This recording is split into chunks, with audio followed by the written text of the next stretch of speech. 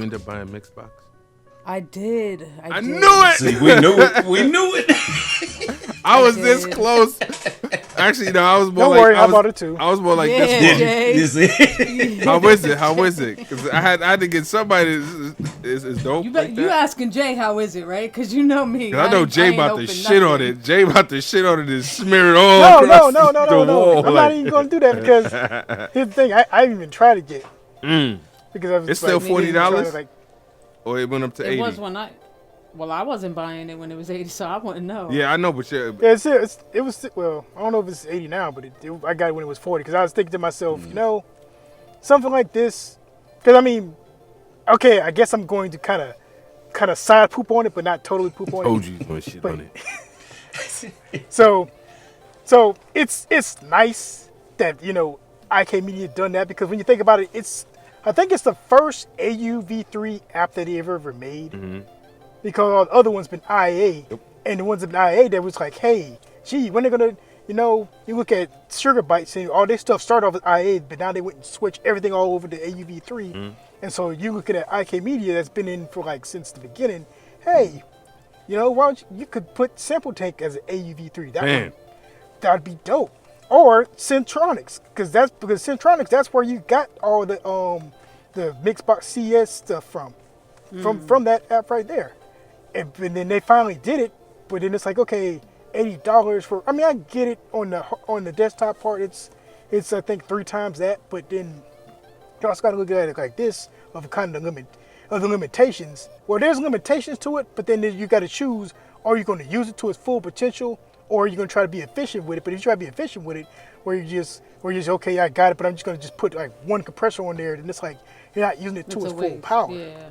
So it's one of those things to where, you know, you decide how you're going to use it. But then here's the thing that, you know, that normal users gotta realize. Okay, like say, because say you got the Fab Filter bundle, the whole thing Fab Filter bundle, right?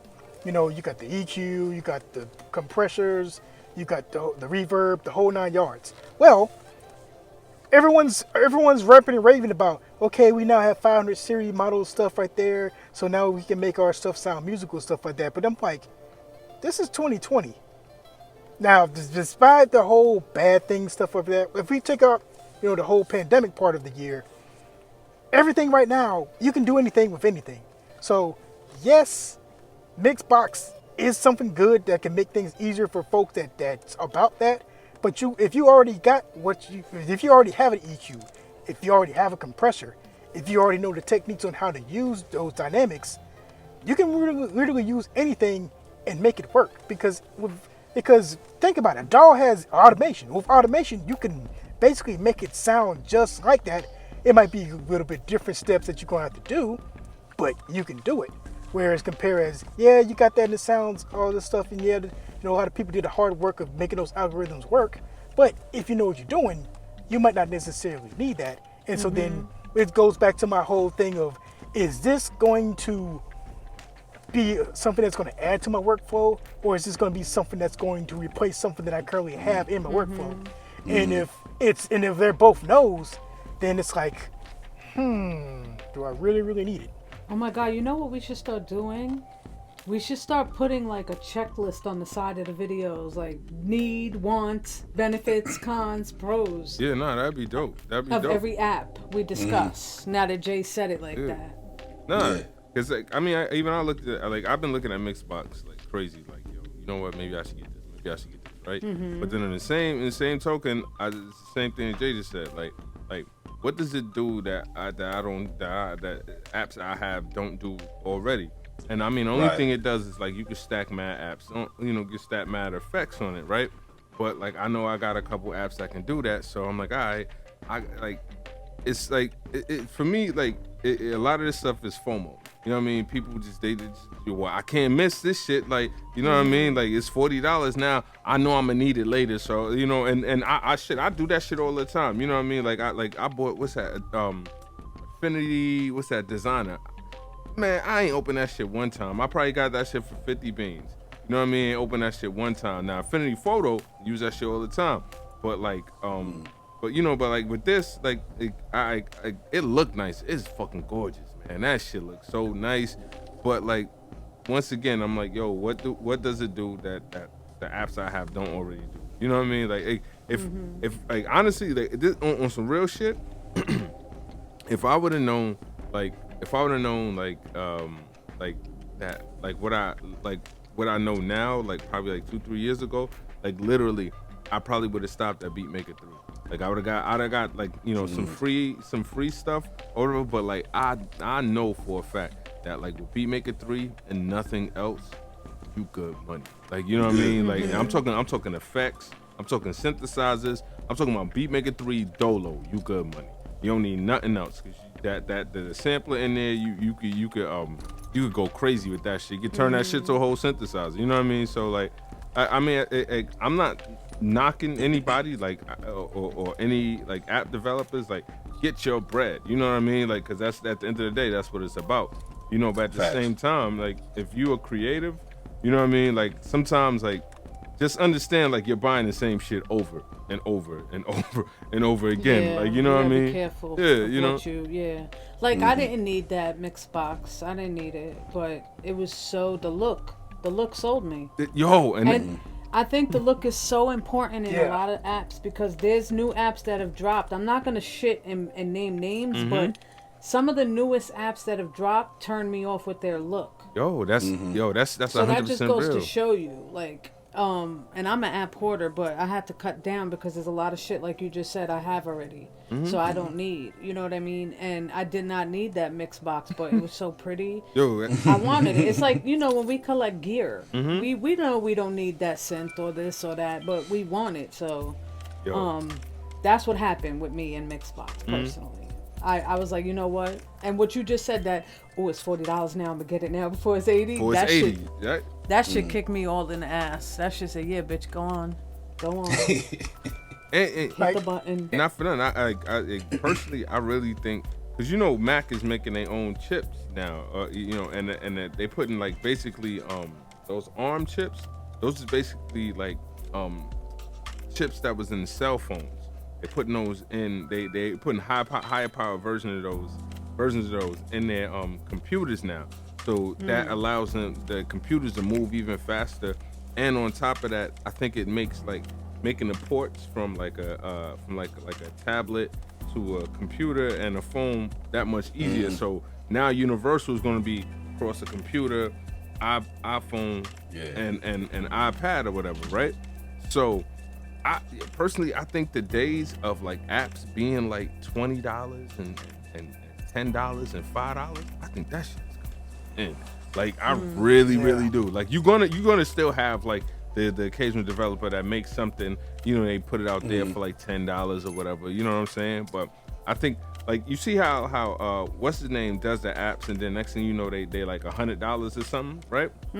That shit, he ain't stupid. He know what he doing. Nope. Because like what's gonna end up happening is like a lot of apps are gonna end up being like $100, and people just gonna buy them because it's like, oh well, this is affordable. You know what I mean? Like we in the good old days right now. Can I just say though, to be honest with you, I felt like that since day one with the iPad Cheez. When I found out, oh shit, you could do this on here and this app is that good, and I realized the prices were that cheap, I was like, no. Any minute somebody's gonna come along and they're gonna start raising all the prices realize, like, because I don't know if it's a thing of realization or not, but I was surprised half of these shits are as cheap as they are. And I know a lot of times we get on here and we be bitching about prices, but I think we just got spoiled to add prices. Hell yeah, especially while we still kind of early on in the process too. You know what I'm saying? So because $20 ain't shit really, right? You know, but $40 ain't shit. You know what I mean? Like when you really think about it, like I paid, I tested what's that Serato for a month, right? And after I tested it, they hit me with the oh yo, your trial period is over. Like, oh, here, take this 25% off code. I was like, oh, 75? Oh, hell yeah. Got to the site. Come to find out, it was Black Friday sale. I got the shit for 50. I was like, oh, even better. You know what I'm saying? All Serato does is sample. You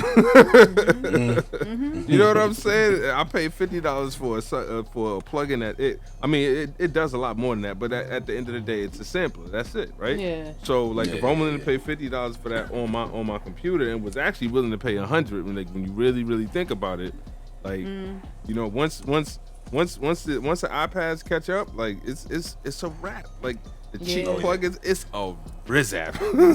Them days is get ready to be over too, man. I agree with you. They get ready to be over. Them first 100 people to download to get it for free. Yeah, that's gonna be gone too. That shit.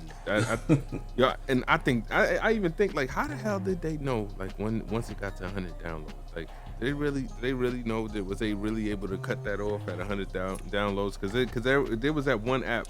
I feel like a lot more than 100 people got it. You know what I mean? Like, because 100 people is it's computerized though. They could cut it off at 100. Well, I mean, I'm sure the algorithms will pick it up, or however they got the the system set up. Yeah, I'm sure they the do. Coding set up. But that joint, that one particular joint, like I was like, there's no way I caught this before 100 downloads. You know what I'm saying? Like, you know what I mean? That's how. Seeing everybody posted about it. Go check it out. And like, man, I can grab it too still. You know? Yeah. I don't even remember what app that was. That's crazy shit. There was one that was just recently too. It wasn't that long ago. Yeah. That's I can't remember either off the top. I don't remember what app it is. What was it? I downloaded it. Yeah. What it does, like I don't remember. I think it was. I don't remember. I had to look back in the chat. I didn't even know that there was an app that only had 100 downloads. Like, this is news to me. What app did that? Like, I'm. That's what we trying to remember, because I know there was one not that long ago that it's like the first 100 some odd people that downloaded get it for free or something like that. Word? You know what I'm saying? But but then afterwards, where they get you, like a lot of these apps are going to start doing too, is the in-app purchases. Oh yeah. You know what I'm saying? And you know, I'm not mad when they do it like that. Because at least you're giving me something, you know what I mean? Or when they say, like, here's a free app, but if you want the pro, you got to pay. I'm not mad at that. Because at least you're showing me what I could do with that app, and I could go in there and play around and see what it's capable of. So I'm okay with that. The only ones that piss me off is Sugarbytes is the best at that. Yeah. Sugarbytes, they give you that full app, but it'd be in-app or audio only, like Apparillo and what's it, Factory. Them joints. You work around that if you needed to. Yo, I definitely could have, but I was like, nah, bump this. But yo, the crazy shit is once I bought them shits, I opened them up in Beatmaker 3. They too powerful for Beatmaker 3, so it's just crashing all the time. But the ones I hate, there's this one company, they let you use the shit in as an AUV3 for 5 minutes, and then as soon as that 5-minute timer is up, you gotta reload the shit. What? Yeah, and it'd be like effects too. So I'm like, damn, son, like that reminds me of have anyone familiar with this dog called Audio Evolution Mobile? I heard of it. Audio Evolution Mobile. Let me look it up because I might have. I don't know unless I see it. Okay, who's the developer? Like, I forget, but it started off as an Android app first. Because it's been around for 7 years. Wait, I got to do some research on it. Audio Revolution? Audio Evolution. AEM. And it started on Android? Yeah, it started off on Android. And like right now it's like $10 to get it. It is 10. And then it has like in-app purchases. Now the in-app purchases, it kind of reminds me of how Audio Pro used to work. It looks like Audio Pro. It looks like a cross between that and Cubasis. Yeah, it's kind of like that. But it reminds me of that because, all right, so when Aria, their big thing is they had all of the fab filter stuff as in-app purchases. So in the case of AEM, their in-app purchases were the tone boosters stuff. So there was like some tone booster stuff, and then there it was like $4 or $5 was like the highest one that you got. Everything else was like either $2 and stuff like that. And it's like some of the same thing, like the EQ there. Is you can get it baked into AEM, and then it got some other apps in there, some other effects that didn't even came out yet, and it's like, oh, okay.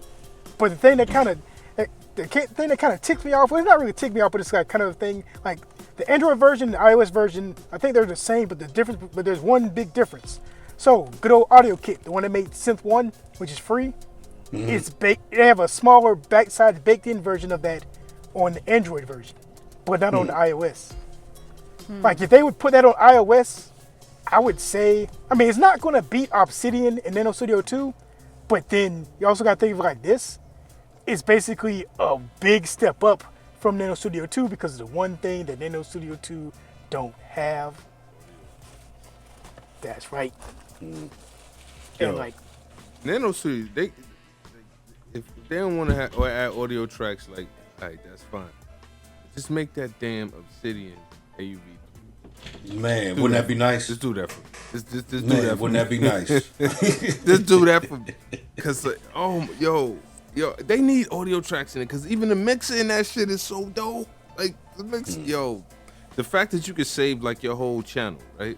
You know what I mean? Like so I have like presets in there. So like if I'm working in Nano Studio, which I haven't done in a while, like I got it set up so like once I get all the drums in there, get everything, I can just load up a preset that's just for drum, like just for the drum bus. I got a preset for the bass bus. I got a preset for samples, so I could mix my shit, boom, boom, boom, boom, boom, like that. You know what I mean? Like that shit is dope. Like they need audio tracks. Like come on, they've been promising this shit. now it's interesting that you say that because in Audio Evolution Mobile, they had this thing where at first they only had like 3 slots for effects. Now they changed it to infinite. And then in addition to that, they got this thing called parallel effects. So it's like you got one whole track where you can put infinite amount of effects, and then you got one below that where you can actually branch one part of the effects, go into that, use those effects, and then branch right back into the main effects. Yeah, Okay. it doesn't look bad. I'm looking at it now. Yeah, I was looking at that. I seen it. You know, I was like, I don't want another.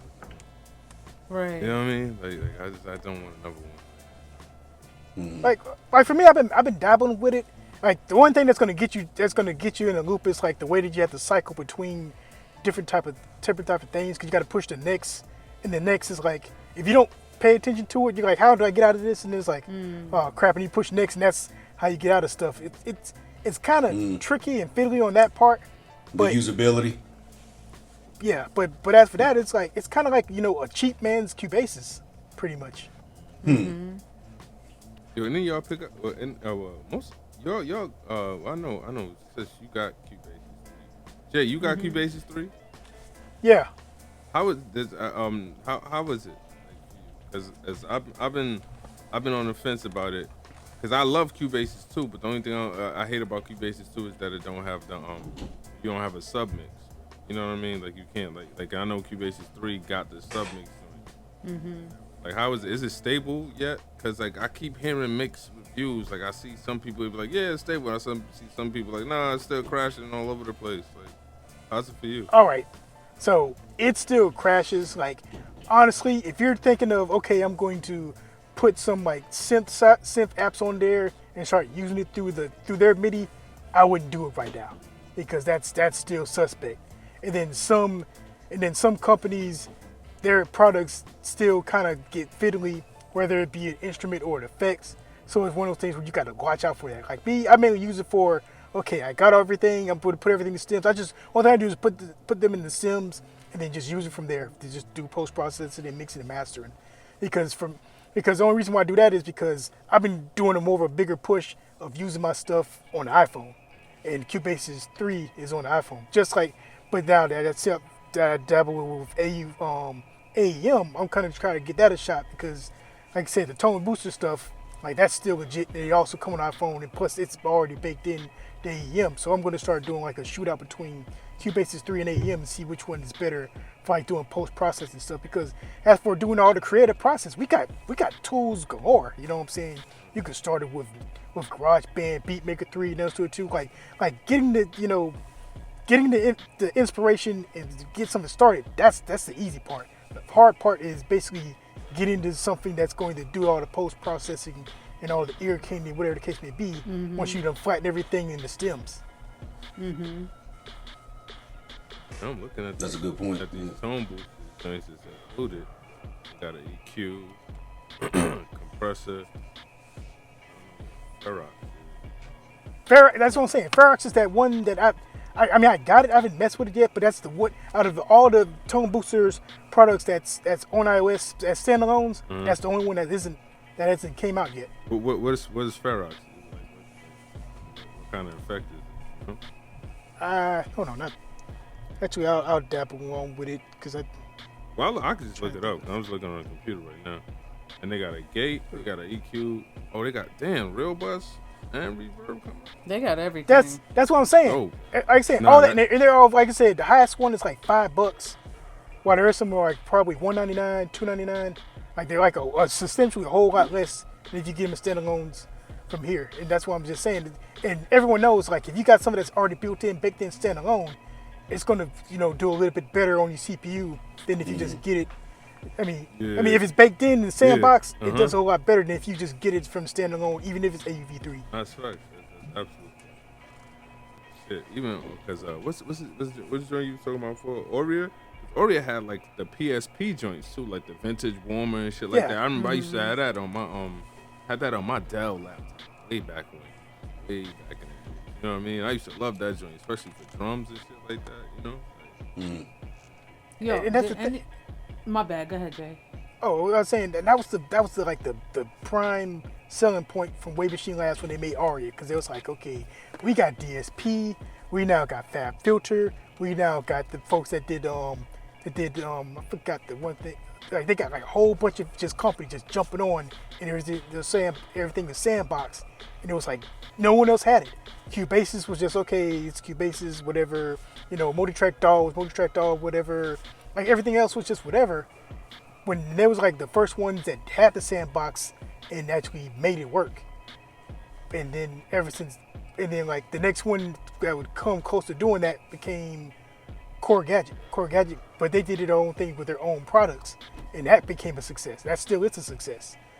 But then once all of a sudden the Fab Filters and the Sugar Bites started being standalone, that's when the Wave Machine Labs kind of lost their power.